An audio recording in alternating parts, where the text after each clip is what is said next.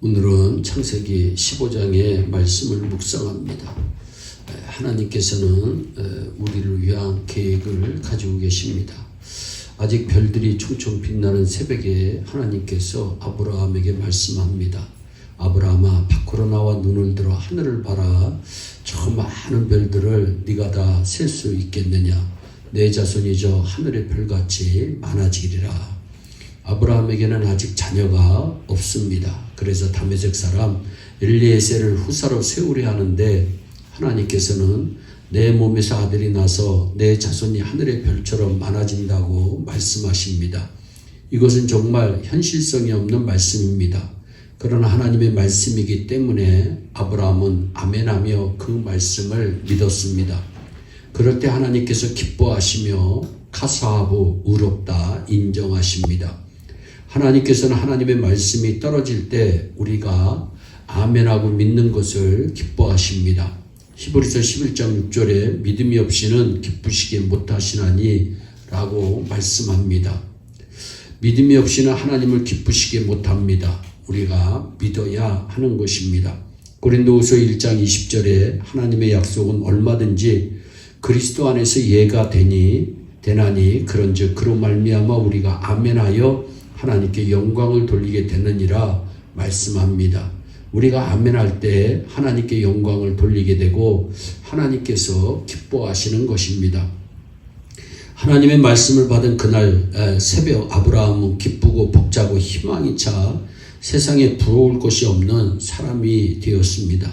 그러나 하나님께서 3년 된 암소와 3년 된 암연소와 3년 된 수양을 취하여 각을 뜨고 산비둘기와 집비둘기 새끼를 취하여 준비하라고 말씀하신 대로 그것을 준비해 놓았습니다. 그러면 짐승을 쪼개서 나란히 세워둔 가운데로 하나님의 사인인 불이 지나가야 됩니다. 그러나 오후 3시가 되고 6시가 되고 해가 져도 하나님의 불이 임하지 않으셨습니다. 하나님께서 나타나지도 않으시고 말씀도 없으시고 천사도 보내주지 않으셨습니다. 고기를 파 먹으려는 솔개만 내려오니 아브라함은 그것을 쫓느라 피곤했습니다.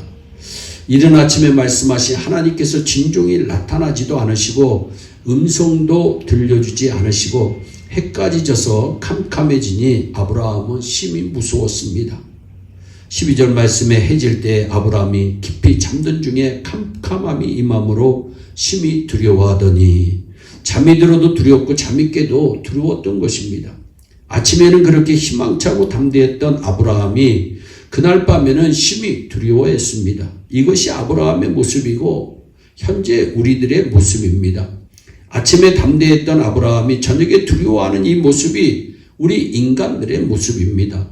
교회에서 예배를 드리고 말씀을 받을 때에는 예수 이름으로 나는 이긴다. 믿음이 생겨 담대하고 벅차게 되는데 가정과 일터에 나가 세상을 보고 신문을 보고 이 사람 저 사람 만나다 보면 담대함이 사라지고 두려움이 생깁니다.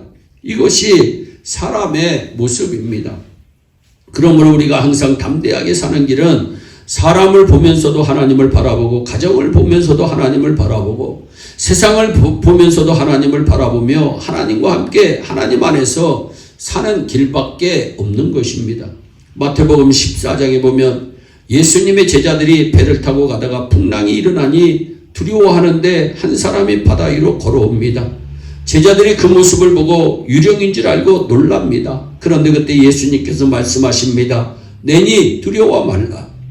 물 위로 걸어오시는 분이 예수님이심을 알고 베드로가 말합니다. 주여, 저도 바다 위로 걷게 해주세요. 오라. 베드로가 예수님을 주목하고 바다 위를 걸으니 물속으로 빠지지 않고 파도를 밟고 걸어갑니다. 기적이 일어난 것입니다. 여러분, 예수님만 바다 위로 걸은 것이 아닙니다. 인간 베드로도 바다 위로 걸어갔습니다. 그런데 걸어가다 쌩하는 바람을 보는 순간 물속으로 쑥 빠져듭니다. 주여, 나를 살려주셔서 그때 주님께서 다가오셔서 왜 의심하느냐 하고 건져주십니다. 베드로가 주님을 바라볼 때는 담대하게 물 위로 걷는데 바람을 보니 빠지는 것입니다. 어쩔 수 없습니다. 우리는 하나님께 고정되어야 이길 수가 있는 것입니다. 하나님께서는 아브라함이 심히 두려워 떨고 있는 그때에 나타나셨습니다. 하나님께서는 우리를 떠나지 않으십니다.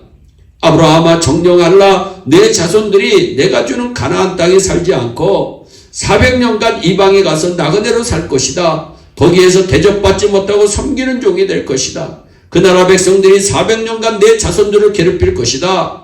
그러나 내가 내 자손을 괴롭히는 그 나라를 벌줄 것이다. 그래서 내 자손들이 큰 재물을 안고 4대 만에 돌아올 것이다. 그리고 너는 장수하다 편안히 조상에게 돌아올 것이다 말씀합니다.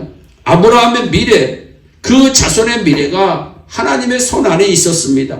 하나님의 계획 가운데 있는 것입니다. 이것은 엄청나게 놀라운 일입니다. 하나님 말씀대로 아브라함은 장수하고 편안히 세상을 떠나 천국으로 갑니다. 그리고 그의 자손 70명은 애굽으로 갔다가 거기에서 400년간 고통을 당합니다.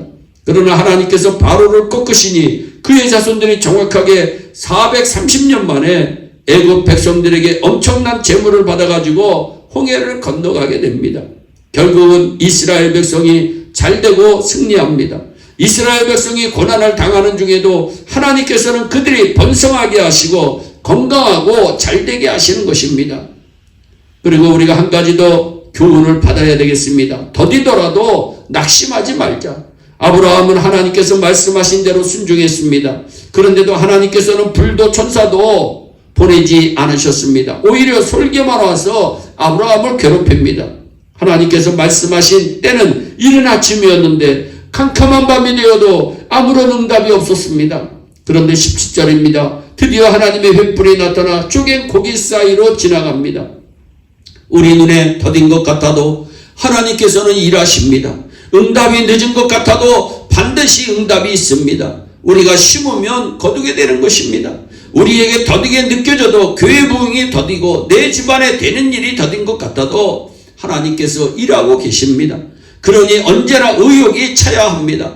고난의 터널을 지날 때, 어려움이 있을 때 이스라엘 백성은 400년 역경도 이겼는데 괜찮아, 하나님의 뜻이 이루어질 거야 라며 그 역경을 이겨내야 합니다. 그리고 잘 될 때도 게으르지 말고 더 열심히 살아야 합니다. 하나님의 계획이 있어도 우리가 노력해야 합니다. 그리고 어려움이 있어도 이겨 나가야 됩니다. 좀 더뎌도 인내해야 됩니다. 그럴 때 우리 모두 요셉이 되고 아브라함이 되는 하나님의 계획대로 꽃을 피워 영광을 돌리는 축복의 주인공이 될 줄로 믿습니다. 우리 모두 그러한 복을 누리는 모든 성도들이 되시기를 주 예수 그리스도의 이름으로 축원합니다. 기도하겠습니다. 사랑의 하나님, 참 감사합니다. 아침에 음성 주신 하나님께서는 밤이 늦도록 음성이 들리지 않자 아브라함은 두려웠습니다.